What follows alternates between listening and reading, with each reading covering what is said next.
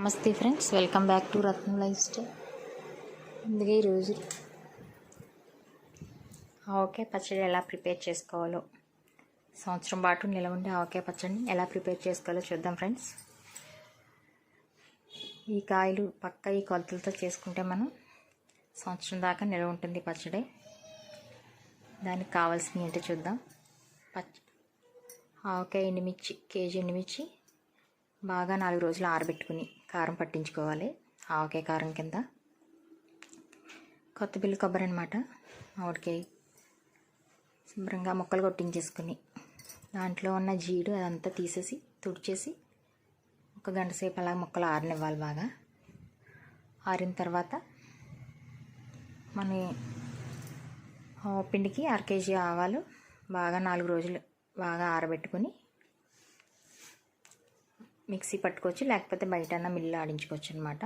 ఆవకాయకి అని చెప్తే మిల్లులో పడతారు బాగా. ఈ గిన్నెతో మనకి మామిడికాయ ముక్కలు 20 కాయలు అనమాట, కొత్తిమీర, కొబ్బరి 20 కాయలు.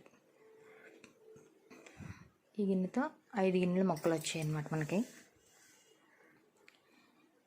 ఇక 5 గిన్నెల ముక్కలకి 1 గిన్నె ఆవపిండి, 1 గిన్నె కారం, అరగిన్నెకి తక్కువగా కొంచెం ఉప్పు, అరగిన్నెకి తక్కువగా ఉప్పు వేసుకోవాలి.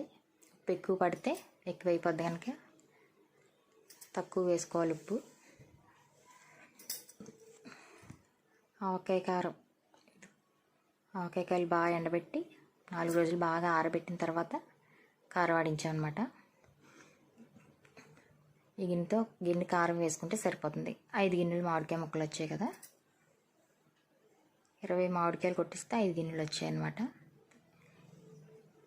20 కాయలకి కొలతలు అనమాట ఇవి నేను చెప్పేవి. ఇంకా ఎక్కువైతే ఎక్కువ చేసుకోవచ్చు, తక్కువైతే తగ్గించుకొని చేసుకోవచ్చు ఫ్రెండ్స్. అలాగే ఆరబెట్టుకుని ఆడించుకున్న ఆవపిండి కూడా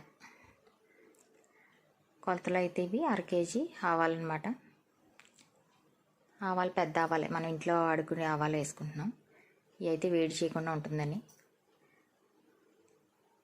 చిన్నగా ఎర్రగా ఉండే ఆవాలు అయితే వేడెక్కువైపోతుందని ఈ ఆవాలు వేసాం అనమాట. అవి కూడా వేసుకోవచ్చు కావాలనుకుంటే మీరు. ఆవపిండి కూడా గింత వేసుకుని సాల్ట్ బాగా మనం కావాలంటే ఉప్పు ఒక వారం రోజులు ఎండబెట్టుకుని దంచుకుని కూడా వేసుకోవచ్చు. నేనైతే సాల్ట్ వేసేస్తున్నాను. ఒక 5-6 రోజులు బాగా ఎండబెట్టాను అనమాట. వెల్లుల్లిపాయ ఒక 1/4 కేజీ, వెల్లుల్లిపాయ రబ్బలు పెద్దవి